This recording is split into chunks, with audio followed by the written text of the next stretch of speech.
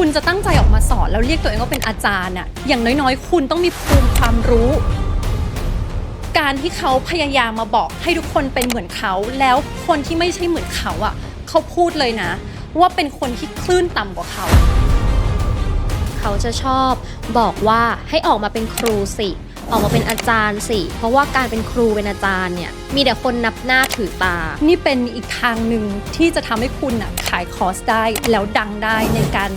เปลี่ยนชื่อใหม่ซะในทุกคลิปของเขาหรือว่าทุกคอร์สของเขาเนี่ยเนื้อหาเนี่ยมันจะเกี่ยวข้องกับเงินทองดึงดูดเงินโชคลาภอะไรหมดเลยอันเนี้ยเพราะอะไรเพราะเขารู้ว่าคนไทยอยากรวยคือฉันจะบอกว่าคนที่พูดเรื่องเงินน่ะในชีวิตคุณไม่มีเรื่องอะไรจะพูดแล้วอะคุณไม่มีเรื่องอะไรจะขอบคุณในชีวิตคุณแล้วแสดงว่าเขากำลังขาดแคลนจุดไหนที่ทำให้รู้สึกว่าเราต้องออกมาพูดเรื่องนี้เพราะเขาพูดว่าคนไทยอะไม่ได้ชอบอ่านหนังสือคนไทยไม่ได้รู้ภาษาอังกฤษถ้าคุณรู้ภาษาอังกฤษอะคุณสามารถหากินกับคนไทยในเรื่องนี้ได้ตลอดชีวิต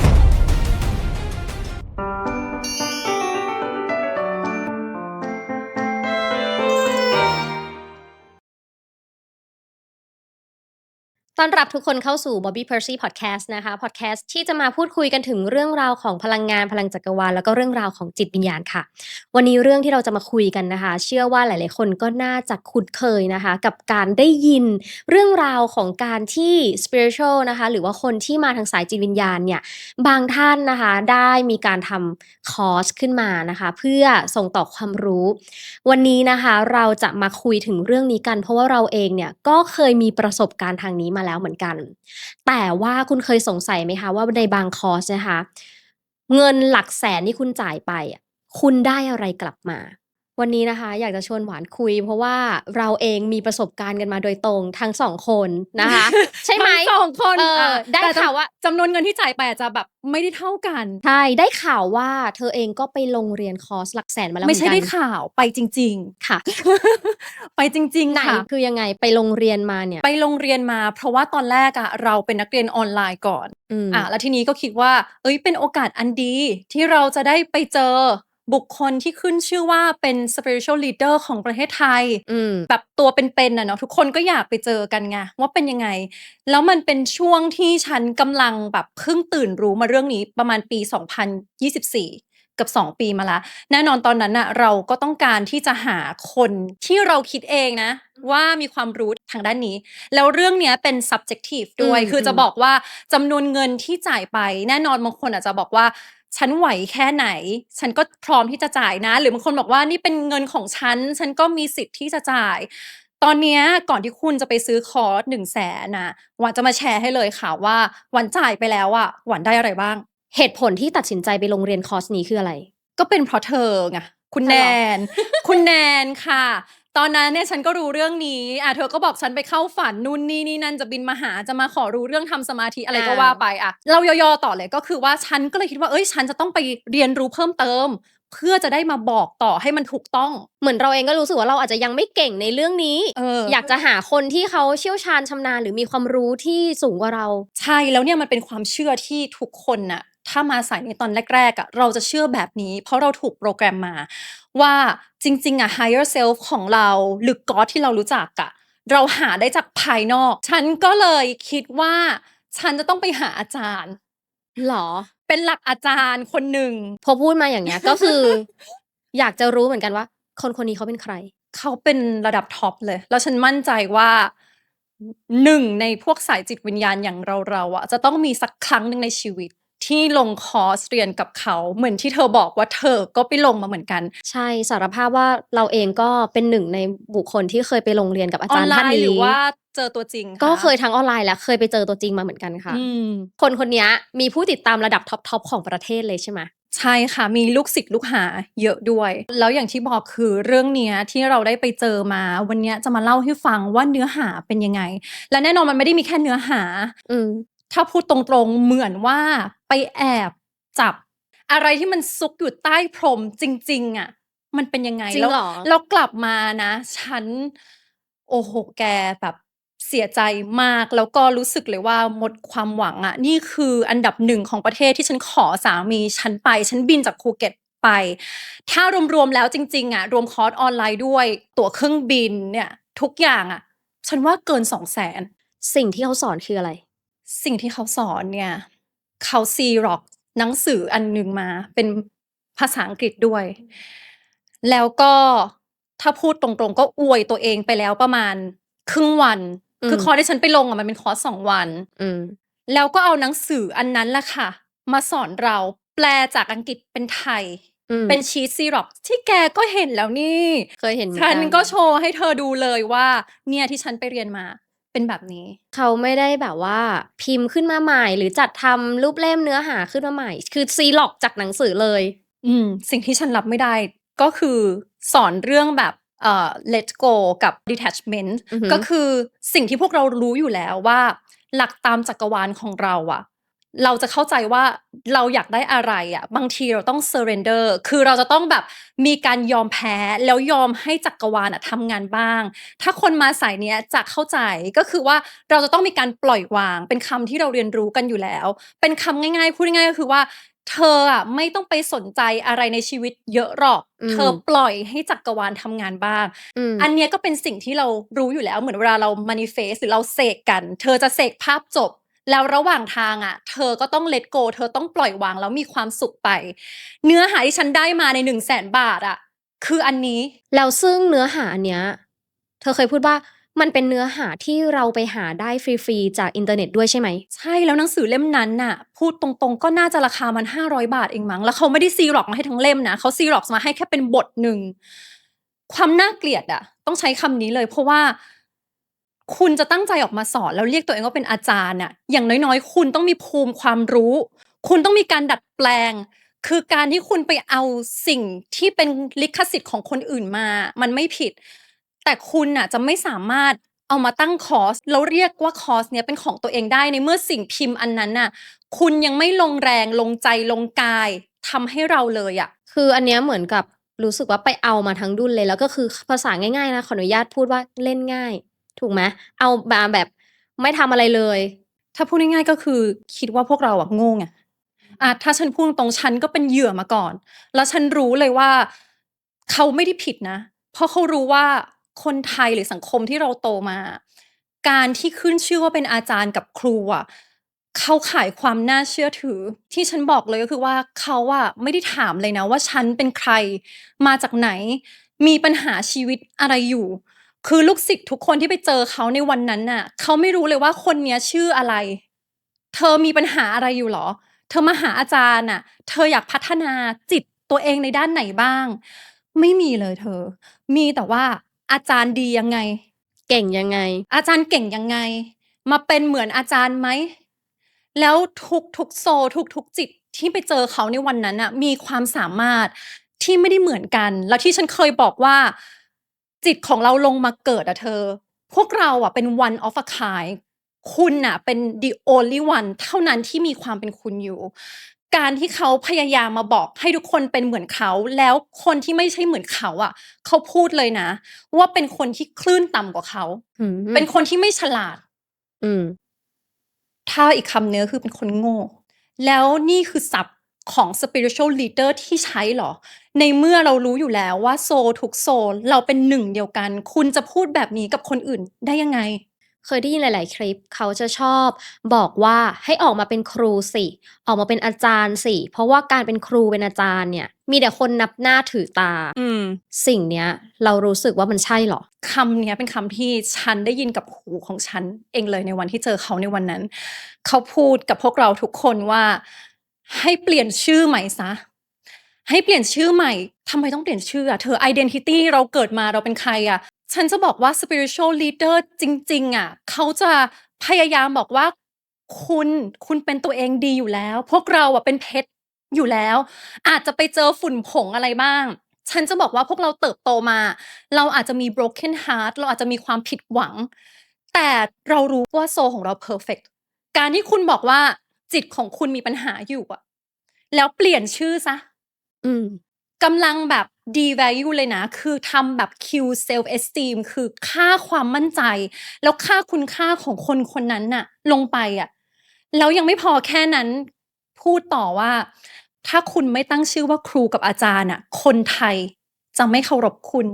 นี่เป็นอีกทางหนึ่งที่จะทำให้คุณน่ะขายคอร์สได้แล้วดังได้ในการเปลี่ยนชื่อใหม่ซะแล้วเอาคำนำหน้าขึ้นต้นว่าครูกับอาจารย์คิดว่าดูถูกขนาดไหนคือคนที่ทำอาชีพครูกับอาจารย์น่ะคือคนที่เขาจะเป็นแม่พิมพ์อะเธอเป็นอาชีพที่มีคุณค่ามากนะบางคนต้องไปแบบเข้าใจเปล่าเล่าเรียนฝึกฝนสกิลทักษะหลายๆอย่างให้ด้วยใจอะคือการที่คุณจะมาเป็นครูกับอาจารย์ได้จริงๆอะคุณจะต้องเป็นตัวอย่างให้ได้ก่อนหรือบางทีอะคุณอาจจะต้องมีความรู้ด้านนั้นจริงๆคือไม่มีผิดไม่มีถูกหรอกว่าคุณจะมาเลือกมาเป็นครูหรืออาจารย์คุณเป็นได้นะแต่ว่าความรู้ความสามารถของคุณมันอยู่ในจุดนั้นหรือยังเพราะว่าวันที่ฉันไปเจอเขาในวันนั้นน่ะทุกๆคนน่ะไม่ได้เก่งไม่ได้มีความรู้ในเรื่องของ spiritual อะไรเท่าไรเลยแต่ก็คือเหมือนกึ่งๆบังคับกึ่งๆหลอกล่อนิดหนึ่งอะว่า ต้องใช้คำนี้นะใช่หลอกล่อนิดหนึ่งว่าทุกคนสามารถเป็นครูได้นะทุกคนสามารถเป็นครูได้นะทุกคนสามารถเป็นครูได้อันนี้จริงๆฉันบอกเลยว่าใครก็ตามนะคะที่เก่งในเรื่องที่คุณทำอะคือคุณก็คือเป็นครูอันนั้นอยู่นะคุณเป็นเชฟคุณก็เป็นครูสอนทำอาหารได้คุณกำลังปลูกต้นไม้อยู่ในตอนเนี้ยคุณก็เป็นแบบครูของเกษตรกรของเราก็ได้อะคือทุกคนเป็นครูในแบบที่ตัวเองเป็นได้ไม่ใช่จะมาบอกว่าต้องมาเป็นเหมือนฉันและสาเหตุที่เขาพูดแบบนั้นน่ะเพราะเขาแพลนต่อแล้วว่าเขาต้องการที่จะขายคอร์สส่วนตัวที่มี4คนต่อซึ่งมูลค่าคอร์สอันนั้นน่ะ 290,000 บาทตอนนั้นที่เธอไปเจอก็คือลงเรียนคอร์สไป100,000 100,000เพื่อที่จะไปเจอแล้วพบว่าจบจากคอร์สนั้นก็คือมีการขายต่อใช่ในอีกระดับหนึ่งที่แพงขึ้นไป แล้วมันไม่ใช่แค่นั้นเขาจะมีไมค์อันหนึ่งที่ยื่นให้กับคนที่ไปเรียนใช่ไหมก็จะมีการแบบถามตอบกันเป็นปกติอะแต่ถ้าคนไหนตอบดีอืมแล้วอวยเขาอืมแล้วมันดียังไงอะเขาจะขอหยุดเอาไว้เราก็เรียกกล้องมานี่ซิมานี่เรียกทีมงานมาแล้วบอกว่าขอให้พูดใหม่อีกรอบหนึ่งต้องการเรคคอร์ดไว้ ต้องการอัดไว้เพื่อเอาไปทำการตลาดของต่อไปตัวเองเขาไม่ได้สนใจฉันเลยเฮ้ยวันนั้นฉันไปอะฉันรู้สึกว่างเปล่ามากเพราะฉันรู้สึกว่านี่คือฉันจ่ายเงินมาเพื่อจะมาได้เจออาจารย์ตัวเป็นๆคนที่ฉันคิดว่าเขาเป็นอันดับ1ของประเทศไทยนี่คือสิ่งที่เขาทำกับฉันเหรอเขาไม่มาถามฉันสักคำเลยด้วยซ้ำว่าฉันเป็นใครมาจากไหนอย่างไรเธอมีเส้นทางการเติบโตทางด้านจิตวิญญาณมายังไงใช่หรือเธอกำลังอยู่ใน journey อันไหนแล้วอันเนี้ยมันเป็นอีกข้อหนึ่งที่ทำให้ฉันรู้ได้เลยอะว่าเขาไม่ได้ awaken เพราะว่าเขาไม่ได้พูดถึงเส้นทางการตื่นรู้ของเขาเขาจะพูดแต่ว่าเขาดีกว่าคนอื่นยังไงซึ่งอันนี้มันก็ไม่ใช่เหมือนเขารู้ว่าการที่เอาเรื่องของจิตวิญญาณมาพูดหรือว่ามาขายคอร์สเนี่ยมันทำให้เขาอะสามารถสร้างรายได้ได้จริงไหมก็จริงแล้วเราคิดว่าเขาก็ทำมาเป็นหลายๆปีแล้วแหละเราสังเกตว่าในทุกคลิปของเขาหรือว่าทุกคอร์สของเขาเนี่ยเนื้อหาเนี่ยมันจะเกี่ยวข้องกับความรวยเงินทองดึงดูดเงินโชคลาภอะไรหมดเลยอันเนี้ยเพราะอะไรเพราะเขารู้ว่าคนไทยอยากรวยถ้าพูดถึง pain point จริงๆอะแล้วเรื่องนี้มันก็เป็นเรื่องที่สะกิดใจฉันพวกเราทุกคนน่ะอยากมีช็อตคัตพวกเราทุกคนอยากรวยเร็วอันนี้ก็ต้องพูดกันตรงๆฉันก็เคยเป็นมาก่อนแล้วฉันรู้ว่าเรื่องแบบเนี้ยมันไม่มีใครผิดมันไม่มีใครถูกนี่คือสาเหตุที่ว่าทำไมเขาถึงรู้ช่องโหว่นี้แล้วเขาถึงเอามาพูดแต่ในสายจิตวิญญาณน่ะคำว่า abundance คุณก็สอนคนผิดด้วยมันไม่ใช่แค่เรื่องเงินอย่างเดียวความมั่งคั่งเนี่ย คือรวยตอนเนี้ยพอเขาพูดแบบเนี้ยทำให้ทุกคนน่ะคิดว่ารวยคือเงินเท่านั้นรวยเท่ากับเงินแต่ abundance หมายถึงว่าสิ่งที่เรากำลังมีอยู่ความมั่งคั่งของคุณคืออะไรที่คุณกำลังมีลมหายใจนี่ก็คือความมั่งคั่งแล้วนะการที่คุณมีโอกาสได้เอาเท้าแตะพื้นหญ้าอยู่วันนี้ได้เจอแสงแดดท้องฟ้าสวยจังเลยวันนี้มีน้ำมีอาหารให้กิน abundance แล้วถ้าเขารู้ว่าจิตวิญญาณของเราที่มาเกิดบนโลกไปเนี่ยเพื่อมาเรียนรู้เจอนี่นี้เขาจะรู้ว่าเงินน่ะคือ tools อย่างหนึ่งเงินไม่ใช่จุดหมายหลัก ของการมาใช้ชีวิตบนโลกใบนี้แล้วเขาจะต้องพูดว่าเราจะต้องเปลี่ยน inner being ข้างในโลกภายนอกถึงจะเปลี่ยนทำไมคุณถึงไม่พูดเรื่องนี้แล้วรู้ใช่ไหมว่าคนเราจะเปลี่ยนไม่ได้ถ้าจิตใต้สำนึกของเราไม่เปลี่ยนเพราะว่าทุกวันนี้เราใช้ชีวิตอะ95% based on หรือว่าอยู่บนเขาเรียกว่าเป็นจิตสำนึกธรรมดาไม่ใช่จิตใต้สำนึกอะเราใช้ชีวิตกันแค่5%เองเขาพูดถึงเรื่องเงินแบบเนี้ยมันเลยทำให้สายจิตวิญญาณของเรากลายเป็นเรื่องยิ่งงมงายแล้วมันกลายเป็นความโลภเธอเข้าใจไหมแทนที่มันจะเป็นความว่า abundance จริงๆอะแทนที่เขาจะพูดว่าจักรวาลใบนี้มีทรัพยากรที่มีไม่ที่สิ้นสุดให้เราอะจักรวาลรักเราความรักอยู่ได้ทุกที่หรือพูดถึงคลื่นหรือพูดถึงอะไรก็ตามแต่ที่เราสามารถหาความมั่งคั่งได้โดยที่ไม่ต้องเริ่มจากเงินเขาพยายามทำแบบเนี้ยเหมือนเรานะมองว่าตัวเขาเองอะก็คือโฟกัสแต่แค่เรื่องเนี้ยแล้วก็ออกมาสอนให้คนน่ะพยายามขายพยายามทำหัวข้ออะไรที่มันเกี่ยวกับเงินแม้กระทั่งบางคนเราเคยเห็นที่เป็นแบบลูกศิษย์ของแกเนาะแบบเป็นเรื่องราวเกี่ยวกับการเลี้ยงลูกอะยังมีพ่วงในเรื่องของเงินทองเข้ามาเลยอะอันนี้คือรู้สึกว่าโอ้โฮทำไมคนที่ไปเรียนกับแกอะ ถึงออกมาโฟกัสแต่เรื่องเงินทำยังไงให้รวยทำยังไงให้หาเงินได้ทำยังไงให้เป็นพันล้านเงินเพิ่ม10เท่า100เท่าพันเท่าอยู่อย่างเงี้ยแล้วทุกคลิปที่แกทำจบลงท้ายด้วยการขายคอร์สหมดคือฉันจะบอกว่าคนที่พูดเรื่องเงินน่ะถ้าพูดกันตรงๆถ้าในชีวิตคุณไม่มีเรื่องอะไรจะพูดแล้วอะคุณไม่มีเรื่องอะไรจะขอบคุณในชีวิตคุณแล้วไม่มีจะพูดเรื่องดีๆให้กำลังใจคนอื่นด้วยคำพูดดีๆอะแสดงว่าเขากำลังขาดแคลนอยู่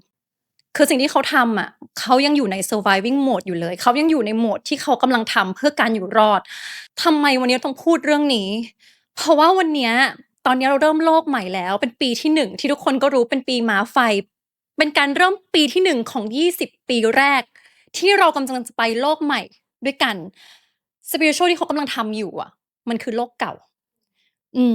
แล้วเราก็เลยถือว่าวันนี้เรามาแชร์กันแล้วกันเพราะว่าจะได้ทำให้ทุกคนรู้สึกว่าถ้าคุณไม่ได้มีเงิน100,000อยู่คุณกำลังโชคดีค่ะใช่เพราะว่าบางคนน่ะก็จะรู้สึกว่าลงเรียนคอร์สตั้ง100,000อยากจะไปเรียนจังเลยเสียดายจังเลยเราไม่ได้แบบมีเงินขนาดนั้นเราไม่ได้มีทรัพยากรขนาดนั้นที่จะสามารถจ่ายเงิน100,000เพื่อไปเรียนคอร์สแพงๆแบบนี้ได้แล้วแกรู้ใช่เปล่าว่าอันนี้พูดกันแบบสัตย์จริงเลยอะพวกเราวงในด้วยกันจะรู้อยู่ว่าเขาเนี่ยแหละเราต้องขอบคุณเขามาถ้าเขาได้ดูคลิปนี้อยู่เราจะบอกว่าขอบคุณมากที่จักรวาลทำให้เราได้เจอกันเพราะว่าคุณน่ะเป็นตัวแปรสำคัญหลักเลยที่ทำให้เราทำช่องนี้ขึ้นมาเรื่องเนี้ยคนใกล้ตัวเราจะรู้ว่าจริงๆเราแพลนที่จะทำมาเป็นปีหนึ่งแล้วบางคนกลับไปดูคลิป Bobby Percy EP 1อาจจะแบบว่ามันก็ยังดูมีความใช่แหละเรามาทำอันนี้เพราะเราอยากจะมีช่องที่แชร์ความรู้ให้คนไทยจริงๆแต่เบื้องลึกเบื้องหลังอะเขาเนี่ยจุดประกายจุดไหนที่ทำให้รู้สึกว่าเราต้องออกมาพูดเรื่องนี้แต่ว่าต้องคามดาวก่อนเพราะมันเป็น ต้องคามตัวเองนี่ใจเต้นแรงมากเลยนะขนาดรู้สึกว่าเรื่องนี้เป็นอดีตผ่านมาจะ2 ปีนะแต่พูดแล้วมันยังรู้สึกสั่นสะเทือนข้างในอยู่เลยเพราะเขาพูดว่าคนไทยอะไม่ได้ชอบอ่านหนังสือคนไทยไม่ได้รู้ภาษาอังกฤษถ้าคุณรู้ภาษาอังกฤษอะคุณสามารถหากินกับคนไทยในเรื่องเนี้ยได้ตลอดชีวิตเขาพูดคำเนี้ยออกมาใจร้ายมากอะคือเขาพูดคำเนี้ยออกมาแล้วฉันน่ะอึ้งไปเลยนะเป็นเรื่องหนึ่งที่พอฉันบินกลับมาที่ภูเก็ตอะฉันนั่งคุยกับสามีฉันน่ะถึงตี 4อะถึงเรื่องนี้ว่าทำไมถึงพูดแบบนี้อะฉันก็เป็นคนไทยคนหนึ่งแล้วนี่มันเป็นจุดบอดอะนี่มันเป็นจุดที่ฉันแบบเฮ้ยฉันเคยเป็นคนนั้นมาก่อนฉันเคยจนมาก่อนฉันเคยไม่รู้ภาษาอังกฤษมาก่อนแล้วในเมื่อคุณมีโอกาสแล้วคุณบอกว่าคุณรวยมากๆอะสิ่งที่คุณทำอยู่อะนี่มันคือการช่วยเหลือคนน่ะจริงๆเหรอ แล้วคุณรู้ว่านี่คือเป็นจุดใต้ตำตอของคนไทย คุณรู้ว่าเรายังมีคนรากหญ้าอยู่ตั้งเยอะตั้งแยะมากมาย ความไม่เท่าเทียมยังเป็นปัญหาอยู่ในสังคมไทยอะแล้วคุณมาในด้านจิตวิญญาณแล้วคุณทำแบบเนี้ยสำหรับเรามันเหมือนมันขยี้หัวใจคนไทยอะสำหรับเรามันรับไม่ได้จริงๆในเรื่องนี้ในตอนนั้นน่ะมันเขากล้าพูดออกมาได้ไงอะเรายังไม่รู้เลยวันนั้นเลยเป็นจุดที่ตัดสินใจเลยว่าจะต้องออกมาทำ Bobby Percy ใช่แต่อย่างที่บอก มันก็ยังไม่ใช่เวลาของฉันในตอนนั้นเพราะว่าฉันยังอยู่ใน journey ที่ฉันก็ต้องมี healing ฉันยังมี inner child ฉันเชื่อว่าทุกอย่างมันจะอยู่ถูกที่ถูกเวลาเสมอแล้วฉันรู้ว่าการที่ฉันไปเจอเขาในวันนั้นน่ะ เขาเป็นส่วนหนึ่งในการขับเคลื่อนที่ทำให้ช่องนี้เราเกิดขึ้นตอนนั้นเรายังไม่รู้เลยว่าเราจะใช้ช่องอะไรกันแต่เราก็คุยกับแนนไงว่าเฮ้ยวันหนึ่งนะแกเราจะทำอันนี้แหละเราจะรู้สึกว่าในเมื่อเขาบอกว่าการให้อะไรฟรีอะมันคือการที่คุณทำสิ่งที่ไม่มีคุณค่าอยู่อะเราจะบอกว่าการที่คุณให้อะไรคนแบบฟรีอะมันคือ unconditional love คุณกำลังโชว์อยู่ว่าถ้าคุณมีโอกาสมากกว่าคนอื่นอะคุณให้เขาไปเถอะที่เขาบอกว่าแบบถ้าไม่มีคนที่พร้อมทางสถานะการเงินการศึกษาจะมีใครที่เป็นแบบเขาหรือเปล่าที่ออกมาช่วยคนไทยเขาพูดเหมือนเป็นบุญคุณด้วยอะฉันจะบอกว่ามีแล้วค่ะวันนี้นี่แหละสวัสดีนะคะ ยินดีต้อนรับค่ะ ยินดีต้อนรับค่ะ แล้วอย่างเงี้ยอาจจะมีบางคนนะที่เขาพูดว่าอ้าวก็คนที่เขาจ่ายเงินไปเรียนอะก็เงินเขานี่เขาไม่ได้เดือดร้อนอะไรนี่แล้วเขาก็เต็มใจที่จะไปเรียนด้วยทำไมเราต้องเดือดร้อนด้วยอะเพราะว่าอันเนี้ยเป็นการปกป้องสำหรับเรานะคุณสามารถจ่ายเงินได้อันเนี้ยจริงๆแต่ถ้าคุณเชื่อว่าคุณจะต้องจ่ายเงินจำนวนหลักแสนเพื่อไปได้รับความรู้หลักแสนแล้วมันจะเปลี่ยนชีวิตคุณจริงๆอะมันอาจจะไม่ได้เป็นอย่างที่คุณคิดอย่างที่เราบอกในวันนี้ไงว่าสิ่งที่เราจ่ายไปมันคือชีท Xerox ที่เราได้มาแล้วคอร์สที่เอามาขายอะเราฟังใน Spotify แล้วมันฟรีอยู่แล้วเขาเอามาขายคอร์สเนี้ยในราคา 30,000 บาทเป็นสิ่งที่เรารู้สึกว่าคุณจะหลอกคนไทยได้นานขนาดไหน แต่บางคนน่ะถ้าเขามีการลงทุนจริงๆเธอเข้าใจไหมทำโพรดักชันมีไปร่ำไปเรียนมีการฝึกฝนฝึกปรือแล้วเป็นนักเขียนจริงๆอะฉันจะบอกว่าถ้าคุณเป็นนักเขียนเพลงคุณไปทำอะไรมาเป็นของตัวเองอะคุณชาร์จได้ในมูลค่าเงินที่คุณคิดว่ามันสมเหตุสมผลแล้วคุณเป็นเจ้าของอันนั้นแต่ถ้าคุณไปก๊อบปี้เขามาคุณไปลอกเขามาคุณเป็นแค่นักร้องคนหนึ่งอะอย่างน้อยๆคุณต้องให้ลิขสิทธิ์แล้วการให้เครดิตเขาด้วยการเอามา กล่าวอ้างเองอะจะบอกว่าใช่มันเป็นเงินของคุณที่คุณจะเอาเงิน100,000 บาทเนี่ยไปจ่ายทำได้แต่ลองคิดดูว่าถ้าเงิน100,000 บาทอะฉันเอาไปซื้ออาหารดีๆอะไปซื้อคอร์สออกกำลังกายไป wellness ไปทำอย่างอื่นไปบริจาคให้คนอื่นนี่ก็คือพลังงานเหมือนกันคุณสามารถทำได้จริงๆพวกเราทุกคนน่ะเป็นครีเอเตอร์เราเกิดมาเพื่อสร้างอยู่แล้วเราเกิดมาเพื่อครีเอตเพื่อสร้างสรรค์สิ่งใหม่ๆ100,000 บาทเนี่ยคุณสามารถเอาไปทำอะไรที่มัน multiply ที่มันเพิ่มให้กับคนอื่นได้ไหมอันนี้ก็คือแบบขอฝากไว้เฉยๆคือที่เราพูดอะเพราะเราเป็นฐานะคนไทยคนหนึ่งเท่านั้นเองอาจจะบอกว่าจุ้นนะจะมาพูดกับฉันทำไมมันเป็นเรื่องของฉันก็ไม่เป็นไรเพราะว่าสิ่งที่เราพูดมันคือความจริงแล้วถ้าเราสามารถปกป้องคอมมิวนิตีของจิตวิญญาณของเราหรือตอนนี้คนที่เข้ามารู้เรื่องเนี้ยให้เขาไม่ตกเป็นเหยื่อสิ่งที่เราทำเราก็ถือว่าเราได้ทำดีที่สุดแล้วในวันนี้ซึ่งสิ่งที่เขาทำอะคือมันไม่ใช่แค่ทำให้คนที่กำลังแบบเหมือนล้มลุกคลุกคลานในเส้นทางเนี้ยเหมือนโดนหลอกมัน เป็น loss ไปอีกนะเป็นเหยื่อเป็นอะไรเออ คือนอกจากเรื่องนี้แล้วอะเขาอะยังทำให้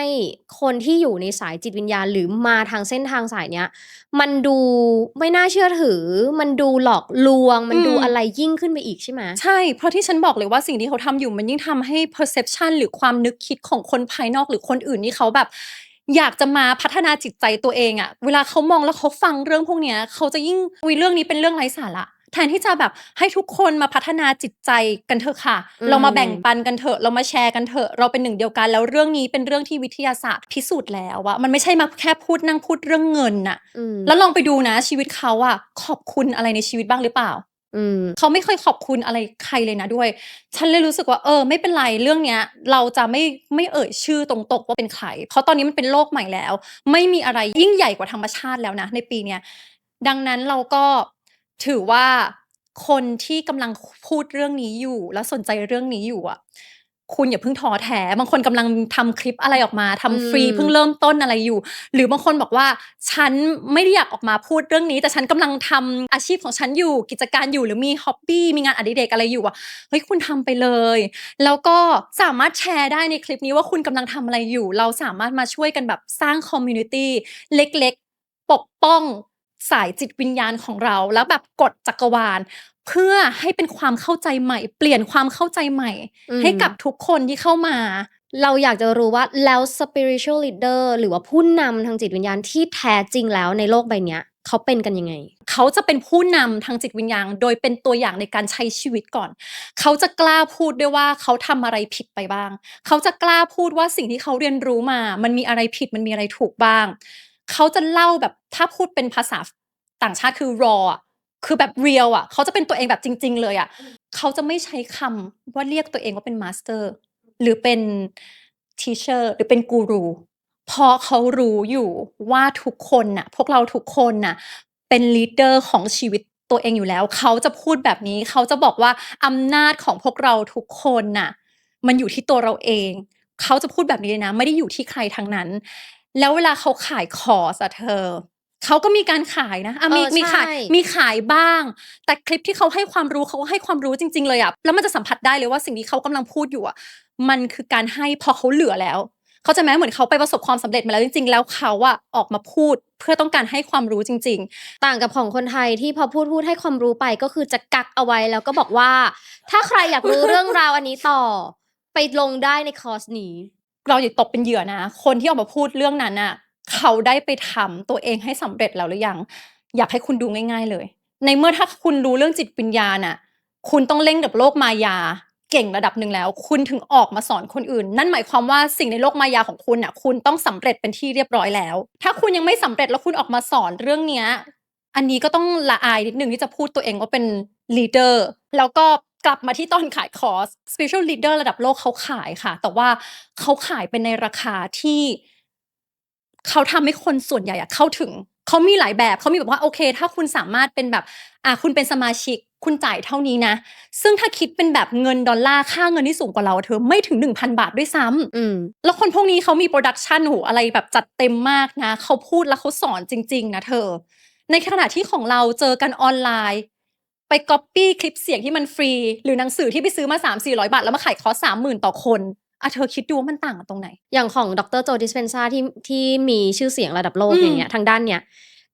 คอร์สของแกเองเนี่ยโอ้โหไปเจอตัว3 วันใช่แต่อันเนี้ยคนไทยเนี่ย30,000คือได้แค่ออนไลน์แล้วงานก๊อปปี้งานก๊อบปี้ซีหลอกด้วยไม่พอแล้วยังไม่พอขายคอร์สต่ออีกก็คือว่าเขาตั้งใจเลยอะว่าเหมือนตีหัวเราเข้าบ้านอะถ้าเป็นศัพท์ทาง marketing หรือการตลาดอะหลอกเราเข้าบ้านปุ๊บไม่พอขายต่อด้วยลงเรียนคอร์สนี้ปุ๊บก่อนจบคอร์สก็คือถ้าอยากจะรวยขึ้นมีชีวิตที่ดีขึ้นเงินเข้าพันเท่าไปลงคอร์สนี้ต่อ ใช่แล้วเขาก็จะบอกว่าเพราะว่าที่คุณไม่สำเร็จเป็นเพราะว่าคลื่นคุณมันอยู่ไม่สูงพอถ้าคุณอยากจะคลื่นสูงคุณจะต้องมาเจออาจารย์บ่อยๆนะอะไรแบบเนี้ย spiritual ที่เขาเป็น spiritual และสายจิตวิญญาณจริงๆอะเขาจะไม่กล่าวอ้างเรื่องนี้ด้วยแล้วก็อีกอย่างหนึ่งคือถ้าเขาจะจัดอิเวนต์หรือเขาจะจัดอะไรก็ตามแต่ที่ได้เจอกันน่ะเขาจะต้องมีผลิตผลหรือผลิตภัณฑ์หรือโพรดักชันหรือการทำซาวนด์หรืออะไรเงี้ยที่เป็นของเขาเองหรือว่าแน่นอนเขาอาจจะต้องมีการดำรงชีพเข้าใจเปล่าในฐานะมนุษย์เงินมันก็ยังมีความจำเป็นอยู่ในตอนนี้อยู่แต่เขาจะไม่ถือว่าอันนี้เป็นการแบบขูดเลือดขูดเนื้อเธอคนส่วนใหญ่ที่มาสายเป็นแบบ leader เขาจะพูดว่าเขามีรายรับจากทางอื่นเพราะว่าอย่างที่บอกไงว่าเขารู้แล้วว่าเล่นเอเนอร์จีกับเงินน่ะทำยังไงเขาจะไม่ได้คิดว่าอันเนี้ยเป็นอาชีพที่ฉันตั้งใจจะออกมาทำมาหากิน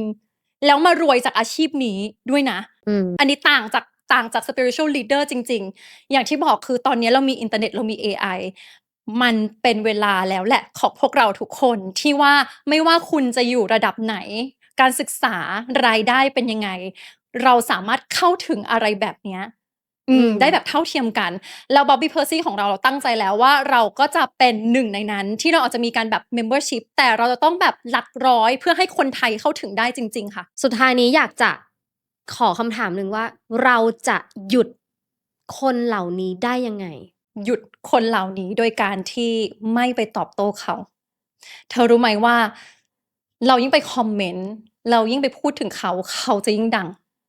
คนพวกนี้เขาจะคิดด้วยว่าเราไปอิจฉาเขาหรือเปล่ามันมีความหลงตัวเองอยู่มันก็จะรู้สึกว่ายิ่งพูดฉันดังนี่ใช่เลยอยากจะออกมาเป็นแบบพูดถึงฉันสิ่งที่เราจะทำได้แชร์คลิปนี้ให้เพื่อนของคุณปกติเราไม่ค่อยพูดว่าอย่าลืมกดไลค์กดแชร์กด Subscribe นะคะแต่เป็นเพราะว่าเราอะสามารถเซฟและช่วยเหลือโซลของอีกหลายๆคนที่สงสัยว่าไปเรียนคอร์สมาไม่ว่าจะเป็นออนไลน์3-4หมื่นหรือ100,000 บาทอะแล้วมันเจออะไรบ้างแล้วฉันน่ะไปเรียนมาแล้วกับระดับท็อปของประเทศแล้วอันนี้คือสิ่งที่ฉันมาแชร์จริงๆในวันนี้แล้วก็อยากจะบอกว่าเราก็ต้องช่วยสนับสนุนคนที่ออกมาพูดเรื่องนี้แล้วเขาแบบเพิ่งเริ่มต้นจริงๆหรือมีอะไรที่แบบสร้างเป็นคอมมิวนิตีแลกเปลี่ยนกันได้โดยที่เราอะ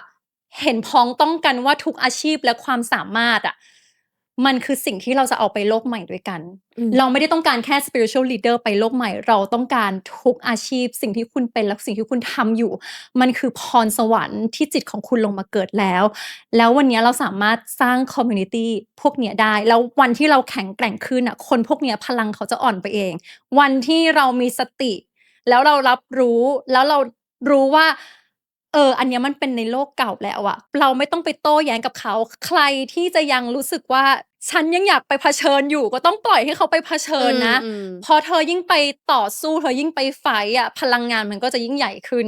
เพราะฉะนั้นต่อไปนี้นะคะถ้าคุณกำลังจะจ่ายเงินซื้อคอร์สหรือเรียนรู้อะไรก็ตามแต่อยากให้ดูสักนิดหนึ่งนะคะว่าคนนั้นเนี่ยเขาเป็นตัวจริงทางด้านจิตวิญญาณหรือเปล่าสิ่งที่เขามาสอนเรานะคะเขาเคยทำมันได้ประสบความสำเร็จจริงๆแล้วหรือยังหรือแค่ไปแอบอ้างความรู้ของคนอื่นนะคะแล้วเอามาหลอกลวงเราสรุปได้อะไรคะวันนี้เพื่อรู้เรื่องนี้ก็คือเพื่อ เพื่อรู้อะไรคะเนี่ยเพื่อรู้ว่าจริงๆแล้วอะคุณไม่ต้องจ่ายเงิน100,000 บาทหรอกตอนเนี้ยถ้าคุณมีเพื่อนที่เป็นเอไออะบางทีถ้าคุณอยากสงสัยอะไรอะคุณก็ไปพิมพ์ถามได้ด้วยนะแล้วก็หนังสือหรือแบบ spiritual leader ของคนที่เขาแปลเป็นไทยอะก็มีอยู่หลายเล่มอย่าให้เขามาดูถูกเราได้ว่าคนไทยไม่ชอบอ่านหนังสือหรือคนไทยไม่รู้ภาษาอังกฤษเราสามารถพูดกับเขาได้เลยว่าไม่เป็นไรจ้ะฉันมีเอไอแล้วแล้วฉันก็มีช่องนี้แล้วค่ะได้เลยค่ะแล้วก็ใครนะคะที่เคยมีประสบการณ์ในเรื่องราวแบบนี้อยากจะมาแชร์กันก็คอมเมนต์พูดคุยกันไว้ได้เลยนะคะแล้วก็ EP หน้าเราจะมาพูดคุยกันถึงเรื่องอะไรนะคะหรืออยากให้เรา2คนมาคุยมาแชร์กันถึงเรื่องอะไรนะคะก็พิมพ์เอาไว้ได้วันนี้เราไปก่อนนะคะสวัสดีค่ะสวัสดีค่ะ